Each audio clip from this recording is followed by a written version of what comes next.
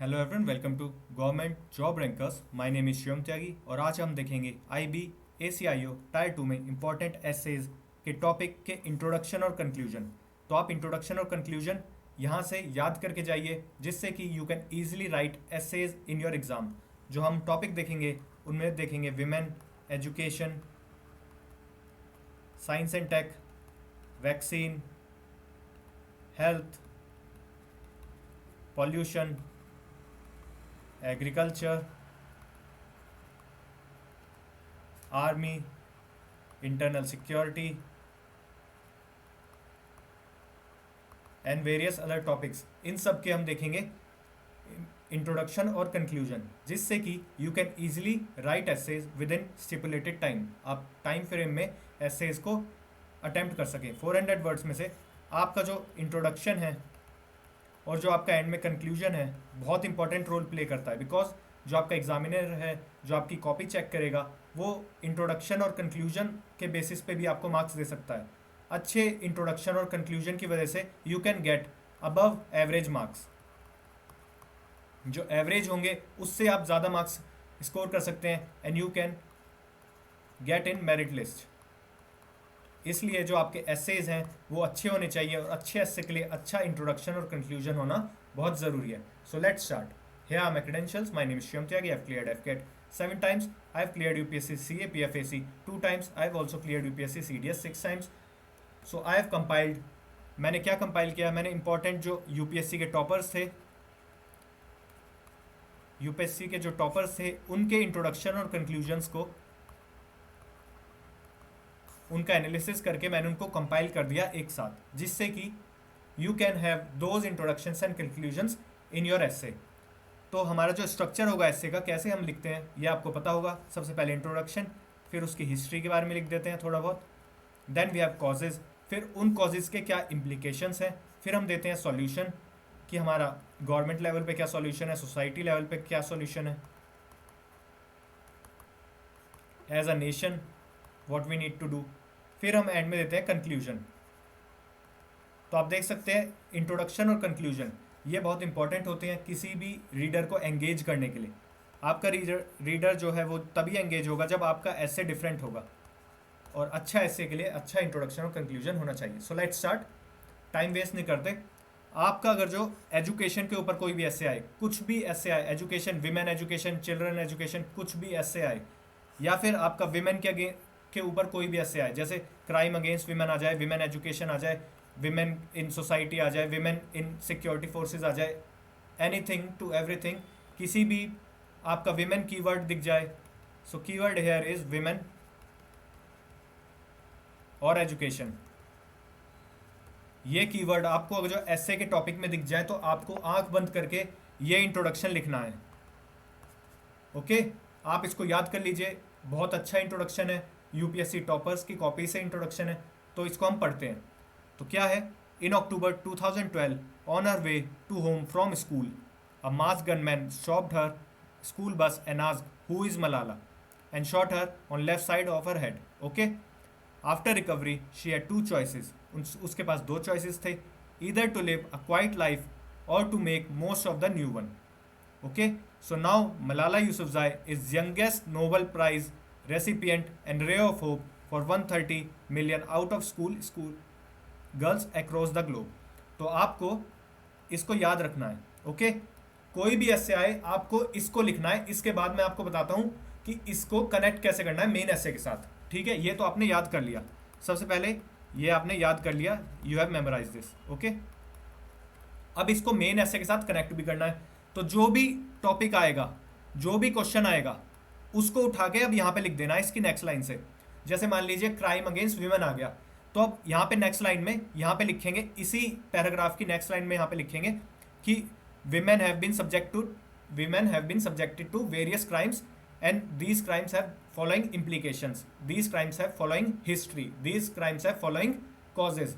तो उसके बाद क्या होगा, आपका ये वाला जो इंट्रोडक्शन है ये कंप्लीट हो गया। और ये पैराग्राफ भी आपको चेंज करना है। अब पैराग्राफ जब चेंज करना है, फिर आपको अब यहाँ पे लिखने हैं कॉजेज और इफेक्ट्स और सब कुछ आपको लिखना है, जो मैंने आपको लेआउट पहले बताया था। अब जो आप कंक्लूजन करेंगे, कंक्लूजन, एक तो होता है छोटा कंक्लूजन जब आपके पास स्पेस ना हो, तो उस केस में तो आप लिखते हैं ये कोई भी कोट डाल दीजिए। तो इस केस में मलाला यूसुफजई का ये कोट आप याद कर सकते हैं, one child, one teacher, one pen, one book can change the world. आप इसको याद कीजिए, या फिर बेस्ट तरीका मैं बता रहा हूँ, बेस्ट है, आप इससे किसी भी क्वेश्चन को अटेम्प्ट कर सकते हैं। बेस्ट है आप नेहरू की स्पीच याद कीजिए। ये जो नेहरू की स्पीच है, ये इंट्रोडक्शन और कंक्लूजन मैं किसी में भी यूज़ कर सकता हूँ, और इतनी अच्छा इंट्रोडक्शन और इतना अच्छा कंक्लूजन होगा कि जो आपका एग्जामिनर है वो खुश हो जाएगा। तो इसको मैं कंक्लूजन में यूज़ करके आपको दिखाता हूँ। ओके, इसको इंट्रोडक्शन में भी यूज़ कर सकता हूँ और इसको कंक्लूजन में भी मैं यूज़ कर सकता हूँ। तो अब हम देखते हैं कि इसको इंट्रोडक्शन में कैसे यूज़ करते हैं। मान लीजिए मेरे को वो मलाला वाला याद नहीं है, तो मैं इसको इंट्रोडक्शन में यूज़ कैसे करूँगा। मैं ऐसे यूज़ करूँगा, long years ago we made a tryst with destiny and now the time has come we shall redeem our pledge not wholly or in full measure but very substantially at the stroke of midnight hour when the world sleeps India will awake to life and freedom. Okay, आपको ये तो लिखना ही है, यहाँ पे लिखना है, यहाँ पे स्टार्टिंग करनी है according to Nehru's speech of tryst with destiny. Okay, आपको ये लिखना है। इसके बाद क्या लिखना है, इसके बाद क्या लिखना है, इसके बाद मुझे लिखना है it has been 74 years since independence. Okay, next year जो हमारा है 2022, उसमें 75 ईयर्स हो जाएंगे। वो आपको टॉपिक इसलिए मिल सकता है, ये आपको कि इंडिया आफ्टर 75 ईयर्स कहाँ स्टैंड करता है, तो उसमें आप ऐसा लिख सकते हैं। इसमें भी आप ऐसा लिख सकते हैं, it has been 75 years since independence. मैं और फिर लिखना है आपको, many of the visions of our forefathers have been completely resolve. जो हमारी इंडिया की प्रॉब्लम्स थी, many of the problems of India have been completely resolve but many are not resolve. Okay, but many are prevalent. आपको ऐसे लिखना है, many are prevalent. उसमें क्या बोलना है, जो भी आपका क्वेश्चन आया होगा वो लिख देना है। जैसे मान लीजिए क्राइम अगेंस्ट वीमेन आया है, मान लीजिए नार्कोटिक्स का आया है, मान लीजिए आपका रोड एक्सीडेंट का आया है, वो आपको लिख देना है। तो देखिए आपका इंट्रोडक्शन कितना अच्छा हो गया। इंट्रोडक्शन मैंने नेहरू की स्पीच से आपका कवर कर दिया, इंट्रोडक्शन मैंने आपका मलाला यूसुफजई के इससे कवर कर दिया, और इसी वे में आप कंक्लूड भी कर सकते हैं। अगर जो आपको इसको इंट्रोडक्शन में यूज़ नहीं करना, अगर जो आपको इसको इंट्रोडक्शन में यूज़ नहीं करना, तो इसको आप कंक्लूजन में कैसे यूज़ करेंगे, इसी नेहरू स्पीच को मैं कंक्लूजन में यूज़ करके दिखाता हूँ। तो इसको मैं लिखूंगा अकॉर्डिंग टू नेहरू। मैंने फिर ये पूरी लाइन लिख दी यहाँ से लेके, long years ago we made a tryst with destiny and now the time has come we shall redeem our pledge not wholly or fully measure but substantially at stroke of midnight hour when the world sleeps India will awake to life and freedom. अब इसके बाद मैं क्या लिखूंगा conclusion में, so our forefathers also dreamed about. हमारे forefathers जो थे, हमारे कॉन्स्टिट्यूशनल मेकर्स जो थे, जो हमारे कॉन्स्टिट्यूशनल मेकर्स थे, जिन्होंने हमारा संविधान बनाया था, उनका सपना था, दे हैड अ ड्रीम कि इंडिया कैसा हो, इंडिया एक ऐसा हो जहां सोशल जस्टिस मिले, सब कुछ मिले, ये मिले। तो फिर हमें जो हमारा क्वेश्चन था उसको रिलेट करना है इससे। जो हमारा क्वेश्चन था, मान लीजिए क्राइम अगेंस्ट वीमेन है, तो हमारा इंडिया तब तक प्रॉस्पर नहीं करेगा जब तक क्राइम अगेंस्ट वीमेन कम नहीं होंगे। तो ऐसे आप करके कंक्लूड कर सकते हैं। ओके, बेस्ट वे है ये, आपको सबसे कम मेहनत में, और इससे क्या होगा, आपका हाफ पेज लास्ट वाला भी फिल हो जाएगा, और इंट्रोडक्शन से आपका हाफ पेज एटलीस्ट पहला वाला फिल हो जाएगा। तो उसमें फिर आपको जो बीच में लिखना है, फिर आपको कॉजेज, उसके इम्प्लीकेशंस, फिर आपको उनके सॉल्यूशन देने हैं, और फिर आपको कंक्लूड करना है। तो इसमें आपका टाइम लगना चाहिए, इसमें आपकी ब्रेन स्टॉर्मिंग होनी चाहिए, इसमें आपका टाइम लगना चाहिए। इसमें इंट्रोडक्शन और कंक्लूजन में आपका टाइम नहीं लगना चाहिए। Okay, so next important topic is army, मतलब डिफेंस फोर्सेस के ऊपर आए और आपकी सिक्योरिटी के ऊपर आए। इंटरनल सिक्योरिटी भी हो सकती है, एक्सटर्नल सिक्योरिटी भी हो सकती है। ओके, इंटरनल सिक्योरिटी में आपकी जम्मू कश्मीर की मिलिटेंसी, आपकी नॉर्थ ईस्ट की इंसर्जेंसी, और आपकी लेफ्ट विंग एक्सट्रीमिज्म भी हो सकता है, जिसे हम नक्सलिज्म भी बोलते हैं। ओके, इस केस में हम क्या लिखेंगे, फर्स्ट हम देखते हैं नीचे वाला, फिर आपको बताऊंगा ऊपर वाली थ्योरी। आप इनको इंट्रोडक्शन में कैसे यूज़ कर सकते हैं, बहुत इंपॉर्टेंट है, बहुत अच्छी है, यूनिवर्सल थ्योरीज हैं, बहुत प्यारा, मज़ा आएगा आपको इसमें। ओके, तो फर्स्ट चीज़ आप इसको यूज़ कर सकते हैं, according to Kautilya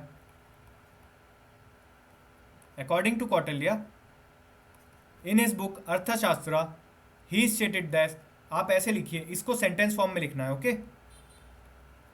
you need to write in sentence form, इसको आपको ऐसे पॉइंट फॉर्म में नहीं लिखना। So according to Kautilya in his book Arthashastra state can be at risk from four threats, और आपको इसको लाइन वाइज ऐसे लिखना है, एंड आपको ऐसे लिखना है दोज आर, ओके, आपको ऐसे लिखना है those are internal, external, internally aided external and externally aided internal, okay. अब इसका मतलब क्या है पहले इसको समझ लेते हैं, फिर आप इसको और अच्छे तरीके से यूज कर पाएंगे अपने एसे में फॉर इंट्रोडक्शन। तो इंटरनल थ्रेट्स क्या है, आपको पता है नक्सलिज्म है, ये इंटरनल थ्रेट है हमारी सिक्योरिटी के लिए, हमारी डेवलपमेंट के लिए of a nation as whole. Then we have external तो हमारी जो आर्मीज हैं, डिफेंस फोर्सेज हैं, they deal with external threats, and some threats are internally aided external, those are जो इंडियन के ऊपर होंगे भारत देश में, those are internally aided external. आप देख सकते हैं अफगानिस्तान में सिचुएशन इज़ वेरी ब्लीक, बहुत ख़राब सिचुएशन है। And we have externally aided internal, मतलब जो हमारे नक्सलाइट हैं इनके पास इतनी लेटेस्ट वेपन कहाँ से आते हैं, वो आते हैं बाहर से, दूसरे देश से, नेपाल के थ्रू, बांग्लादेश बॉर्डर के थ्रू इंडिया के अंदर सोर्स किए जाते हैं। तो वो क्या है, फॉरेन जो पावर्स हैं वो इंडिया की इंटरनल सिक्योरिटी, इंडिया के इंटरनल स्ट्रक्चर को डिस्ट्रॉय करना चाहते हैं। वो चाहते हैं कि ऐसा पीस ना रहे, इंडिया डेवलप ना हो, तो उसके लिए वो एड कर रहे हैं, ओके। तो आप इसको यूज़ कर सकते हैं एज योर इंट्रोडक्शन। अब ये तो मैंने लिख दी लाइन, ये मान लीजिए 3-4 लाइन में मैंने इसको लिख दिया। अब इसको मैं ज्वाइन कैसे करूंगा with our main question. So question कुछ भी आए, लेफ्ट विंग एक्सट्रीमिज्म आए, तो आप नेक्स्ट लाइन में लिखिए, सो जो हमारा लेफ्ट विंग एक्सट्रीमिज्म है, बस आपको ये पता होना चाहिए कि इंटरनल है, एक्सटर्नल है, इन चारों कैटेगरी में से कौन सा है। तो फिर आपको बताना है, मान लीजिए आ गया चाइना, फॉर एग्जाम्पल चाइना आ गया, तो आपको लिखना है China has been external aggressor on us from 1965 war, जो हमारे पे 1960s में जो हमारे वॉर हुए थे उस टाइम से हमारे ऊपर, और आज भी हम देखें गलवान वैली में ये सब चल रहा है, ओके। इंटरनल आए, अब छत्तीसगढ़ ये रेड कॉरिडोर रीजन में आ जाए, तो उसमें आपको इसको आइडेंटिफाई करके उसको लिखना है, okay. So we have next theory, इसको तो आप लिख लेंगे। वी हैव नेक्स्ट थ्योरी, इसको कैसे यूज़ कर सकते हैं, आप देख सकते हैं गालवान वैली में क्या हो रहा है, आप देख सकते हैं अफगानिस्तान में क्या हो रहा है, आप देख सकते हैं जो कोल्ड वॉर्स हुए थे उनके पीछे रीज़न क्या था, उसको ये थ्योरी दोनों समझाती है। First is your मैकेंडर theory, second is your Spykman theory. इसको आपको इंट्रोडक्शन में लिखना है, पॉइंट फॉर्म में नहीं लिखना, आपको कंप्लीट सेंटेंस फॉर्म में लिखना है। So according to Mackinder's theory of heartland और रिमलैंड क्या है, ईजी कॉन्सेप्ट है, डरना नहीं है। आई सजेस्ट कि मैं जैसे समझा रहा हूँ आप उस वे में ही इसको लिख दें। तो जो मैकेंडर थे इन्होंने बताया कि जो हार्टलैंड को रूल करेगा, heartland is what, heartland is your central Asia and part of Russia, okay. USSR था उस टाइम पे। तो जो हार्टलैंड को रूल करेगा, that person will rule the world, okay, that country will rule the world. तो इससे क्या होता है, इतना ज़्यादा एग्रेशन हो गया कि कोल्ड वॉर हो गए, हमारा एक तरफ यूएसए आ गया, एक तरफ यूएसएसआर आ गया, और इनके बीच इतना एग्रेशन क्रिएट हो गया, ओके। सेकंड थ्योरी क्या बोलती है, सेकंड थ्योरी बोलती है जो स्पाइकमैन की थी रिमलैंड की, जो सी रूट्स को जो कंट्रोल करेगा। आप देख सकते हैं जो चाइना है यहाँ पे इन्होंने अपना पोर्ट बना लिया हमारे नेक्स्ट बिल्कुल हमारे पास में, ओके, पाकिस्तान में पोर्ट बना लिया। फिर यहाँ पे मान लीजिए ये हमारी कंट्री है, यहाँ पे श्रीलंका है, तो यहाँ पे भी इन्होंने पोर्ट बना लिया। फिर आप देख सकते हैं ये अफ्रीका है, तो यहाँ पे भी इन्होंने पोर्ट बना लिया। सो आप देख सकते हैं ये क्या कर रहे हैं, ये हमके चार तरफ से हमें घेर रहे हैं, बिकॉज ये हमारे सी रूट कवर करेंगे, सी रूट कवर करेंगे, उससे क्या होगा, ये ट्रेड कंट्रोल करेंगे और ये वर्ल्ड को रूल करना चाहते हैं, okay. String of pearls theory भी इसका ही पार्ट है कि जितना ज़्यादा आप कंट्रोल कर सके। मैकेंडर थ्योरी हार्टलैंड आज कहाँ देख सकते हैं हम, आज देख सकते हैं हमने चाइना ने तिब्बत को कंट्रोल किया हुआ है, चाइना ताइवान को देख रहा है, चाइना अफगानिस्तान में भी अपना स्टेट जमाने की कोशिश कर रहा है, बहुत सारी कंट्री कर रही है, यूएस से आई थी, आप देख सकते हैं। सो सारी कंट्रीज, रशिया ने एनेक्सेशन ऑफ क्रीमिया किया, ये सारी कंट्रीज क्या कर रही हैं, these countries are just trying to get as much land as possible, because the amount of land you have, उतने ही आपके पास रिसोर्सेज हैं। तो आपको मैकेंडर और स्पाइकमैन की थ्योरी यूज़ करनी है, बहुत ही अच्छा इसका इफेक्ट होगा आपके इन्विजिलेटर पे, बहुत अच्छा आपको मार्क्स मिलेंगे, you will get very good marks. अब जो आपका एक्सटर्नल सिक्योरिटी से कोई क्वेश्चन आता है तो आप मैकेंडर और जो ये आपकी स्पाइकमैन है इनकी थ्योरीज को यूज़ करेंगे तो बहुत अच्छा इफेक्ट होगा। ओके, अब आर्मी से या सिक्योरिटी से क्वेश्चन आ गया and you need to conclude, तो कंक्लूड कैसे करेंगे? कंक्लूड बेस्ट है आप नेहरू की स्पीच से कंक्लूड कीजिए। मैंने आपको बताया था नेहरू की स्पीच, आप सीधा नेहरू की स्पीच याद कीजिए, उसके बाद आप लिख दीजिए ओवर द 74 ईयर्स हमारे साथ ये प्रॉब्लम हुई थी, we have solve various issues but internal security या फिर external security these issues have been prevalent और हमारी defence forces are trying very hard. इस वे में पॉजिटिव सिग्नल के साथ आप उसको एंड कर सकते हैं या फिर आप प्रियम्बल यूज कर सकते हैं। हमने प्रियम्बल लिख दिया, प्रियम्बल क्या था? हमारे फोर फादर्स का विजन था, that was the vision of a forefathers. तो उसमें क्या था? कॉन्स्टिट्यूशन मेकर्स का हमारा विजन था to see our country grow, okay, socially grow करे, इकोनॉमिकली ग्रो करे और इसकी डेवलपमेंट हो as a large, okay, as a nation we need to progress. तो वो कब हो सकता है? जब हमारी सिक्योरिटी अच्छी हो, जब हमारा पीस प्रिवेल करे, तभी तो फॉरेन इन्वेस्टमेंट आएगी, है ना, तभी हमारी फॉरेन इन्वेस्टमेंट आएगी। तो उसके लिए हमारी जो पीस है, peace and security of the nation is very important for the overall development. So आपको इस वे में आपको इससे याद रखना है। Okay, so next we have Covid. अब कोविड से इतनी सारी डेथ हुई है हमारी इंडिया में, that is very unfortunate. So we have our health. अगर जो ये दोनों कीवर्ड्स मिले, so if you have health infrastructure, आपके आ जाए कि इंडिया का हेल्थ इंफ्रास्ट्रक्चर कैसा है, तो आपको इसमें क्या लिखना है, how you need to start. तो मैंने आपको पहले ही बताया हुआ है, नेहरू की स्पीच यूनिवर्सल है, कहीं भी यूज़ करके आप जो मैंने कनेक्टिंग लाइन बताई है उससे आप किसी भी वे में यूज़ कर सकते हैं। ओके, बट इसमें आपको मैं नेक्स्ट तरीके से बताता हूँ कैसे लिखना है।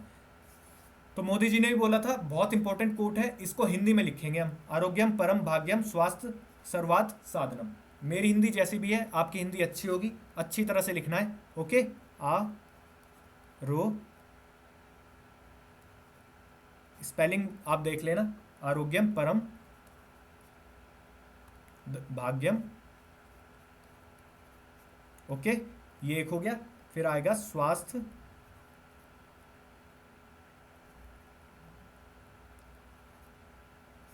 सर्वार्थ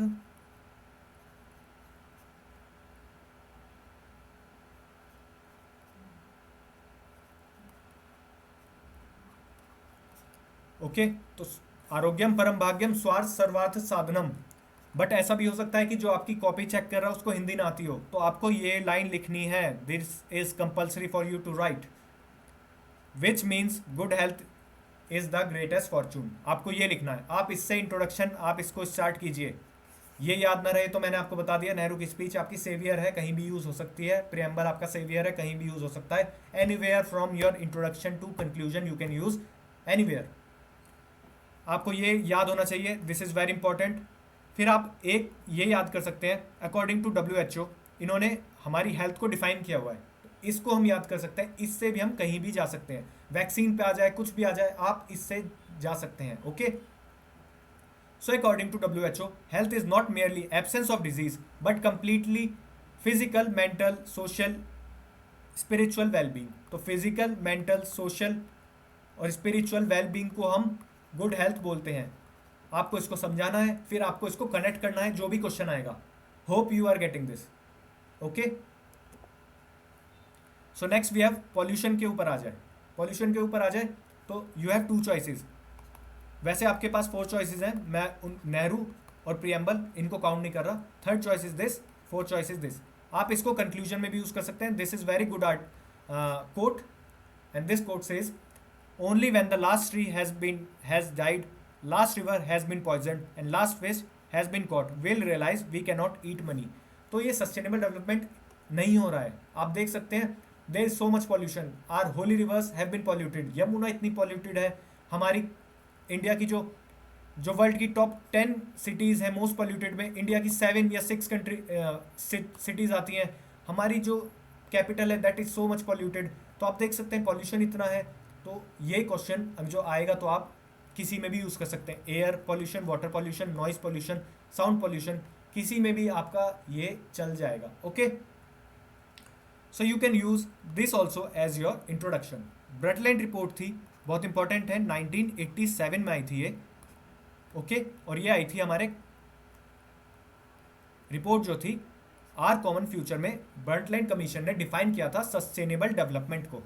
किसको डिफाइन किया था? सस्टेनेबल डेवलपमेंट को 1987 में ब्रटलैंड कमीशन ने in report our common future, हमारा common future of us as planet, हम प्लैनेट के वासी हैं सारे, बिकॉज बॉर्डर्स जो है हमारे, we have created the borders, ऐसे तो कोई बॉर्डर्स नहीं थे। ओके, सो इन्होंने क्या डिफाइन किया है कि सस्टेनेबल डेवलपमेंट क्या होगी? Development that meets the need of the present without compromising the ability of the future generation to meet its own needs. कि हम इतना रिसोर्सेज आज यूज़ ना कर लें, डिप्लीट ना कर दें, कि जो फ्यूचर के, जो हमारी आने वाली पीढ़ी होगी, जो आने वाली जनरेशन होगी, they will be left with some resources. Okay, उनके पास कुछ रिसोर्सेज बचने चाहिए कि वो भी अपनी लाइफ को चला सकें। अभी अब सारी रिवर्स को पॉल्यूट कर देंगे तो फ्यूचर में कहाँ पे वो राफ्टिंग करेंगे, कहाँ पे वो घूमेंगे, कहाँ पे वो फिशिंग होगी, सारा मज़ा ख़राब हो जाएगा, है ना। तो we need to be sustainable in the development we are doing. So next is agriculture, because you know farm laws are very prevalent. News में है, आपके फार्मर्स एजिटेशन काफ़ी हुई थी, तो इसमें एग्रीकल्चर के ऊपर आए। Agriculture is key word, broad word है, कुछ भी आ जाए फार्मर्स के रिलेटेड। तो I want you to start with Nehru speech. कैसे यूज़ करेंगे? पहले आप नेहरू स्पीच लिख दी, ट्राइस विद डेस्टिनी लिख दिया, फिर नेक्स्ट लाइन कनेक्टिंग लाइन होगी। सो क्योंकि आपको एक ही ऐसे लिखना है तो ये वर्ड्स आपको लग रहा होगा बार बार आ रहे हैं, पर आपको ये लाइन याद हो जाएगी फिर। Okay, so after 74 years of independence, many issues have been resolved. Okay, but some issues like livelihood of farmer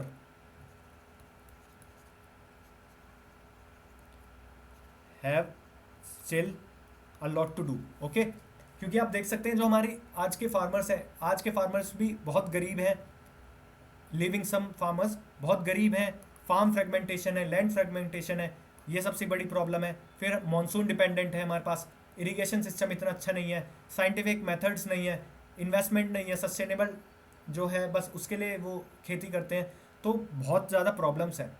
उस केस में आप देख सकते हैं, फिर मैंने ये लिख दिया, ये वाली लाइन मैंने लिख दी। अब नेक्स्ट से मैं ये कॉजेज़ बता रहा था, ये कॉजेज़ हैं, तो आपने इस लाइन से क्या किया, इंट्रोडक्शन को ख़त्म कर दिया। इंट्रोडक्शन ख़त्म हुआ, फिर नेक्स्ट लाइन से you need to tell the causes. Okay, आप इसको यूज़ कर सकते हैं, बट एक लाइन ये जो है quote, this is very good, let me change the colour. आप इस कोट को यूज़ कर सकते हैं कहीं भी, एंड में भी यूज़ कर सकते हैं, बीच में भी यूज़ कर सकते हैं, कहीं भी, कि once in your lifetime you will need a doctor. आपको एक बार ज़िंदगी में कम से कम डॉक्टर की ज़रूरत पड़ेगी, एक बार आपको टीचर की ज़रूरत पड़ेगी, वो आपको कुछ पढ़ाएंगे, एक बार आपको प्रीचर मतलब प्रीच की ज़रूरत पड़ेगी, आपकी शादी होगी जब, एक बार आपको पुलिस की ज़रूरत पड़ेगी, but 3 times a day, okay, 3 times a day you need a farmer for food.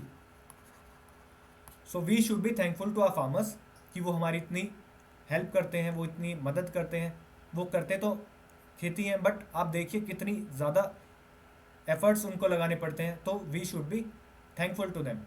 Okay, तो आप इसको यूज़ कर सकते हैं वेयर एवर यू वॉन्ट। अब आप एक देख सकते हैं स्वामीनाथन, ग्रीन रेवोल्यूशन के फादर इंडिया के, इनकी लाइन भी बहुत इंपॉर्टेंट है, इससे भी आप समराइज कर सकते हैं कंक्लूजन में।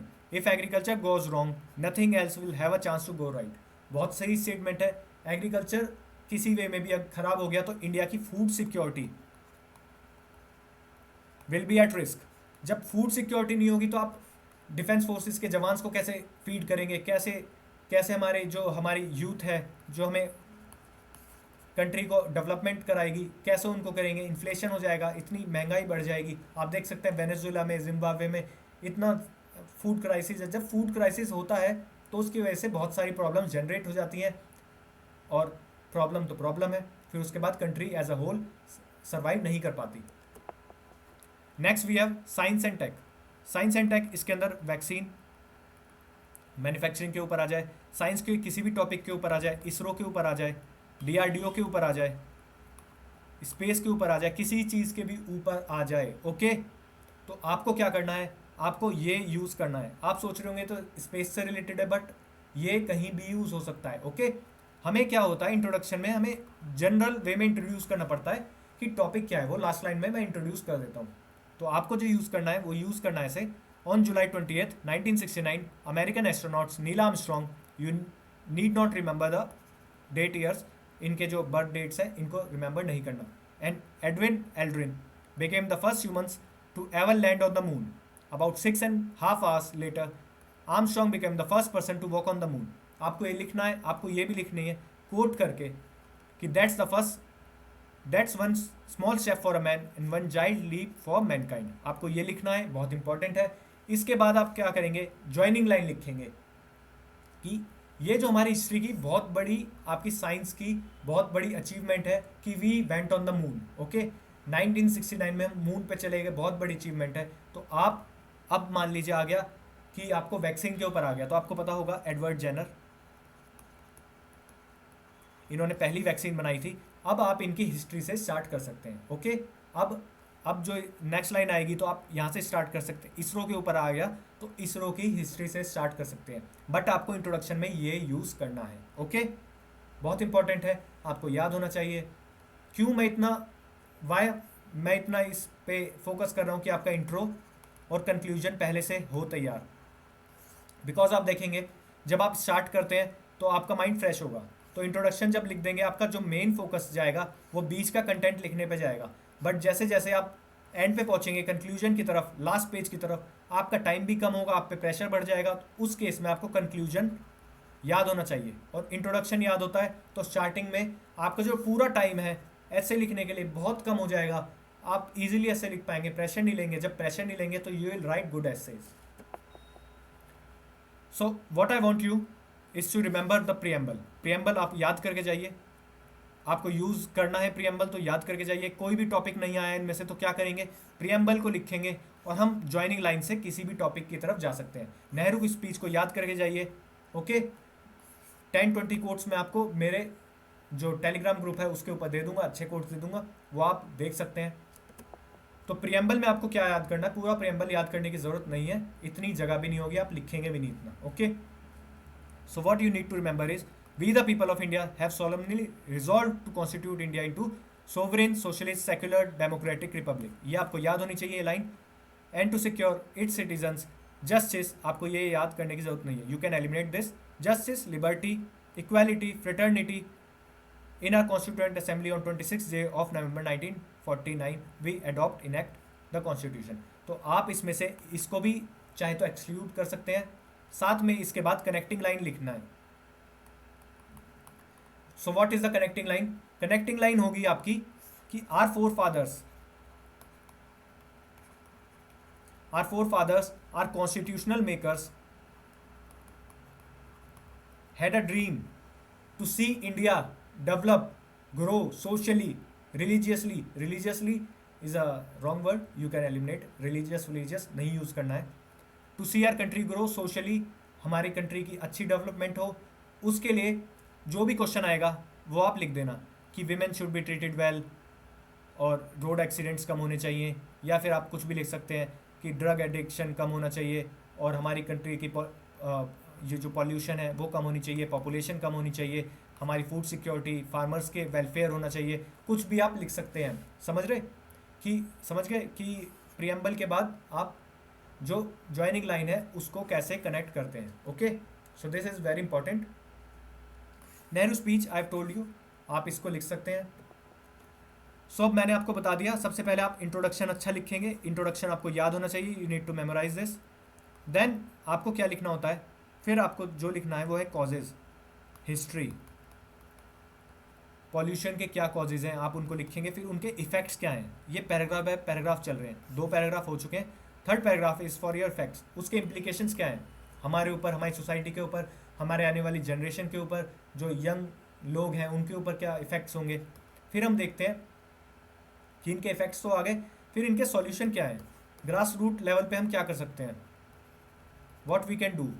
हमारी स्टेट गवर्नमेंट क्या कर सकती है, हमारी नेशनल गवर्नमेंट क्या कर सकती है, हमारी सेंट्रल गवर्नमेंट क्या कर सकती है, हम एज अ सिटीज़न, हम यूथ क्या कर सकते हैं। Okay, we as a society what we can do. फिर आप एंड में कंक्लूड करेंगे। 400 वर्ड्स लिखने हैं, आपको ये याद होनी चाहिए, तो इसमें आप अपना दिमाग लगा के अच्छे से सॉल्व कर सकते हैं। ओके, सो जय हिंद। आप इसको अच्छे से सॉल्व कीजिए, अच्छे से याद कीजिए। कोई भी आपको प्रॉब्लम आए किसी भी इशू से रिलेटेड, आप जो नहीं पढ़ के जा सकते हैं, आपको किसी टॉपिक पे कोई वीडियो चाहिए, you can tell me in the comment box, I will make it. Okay, thank you.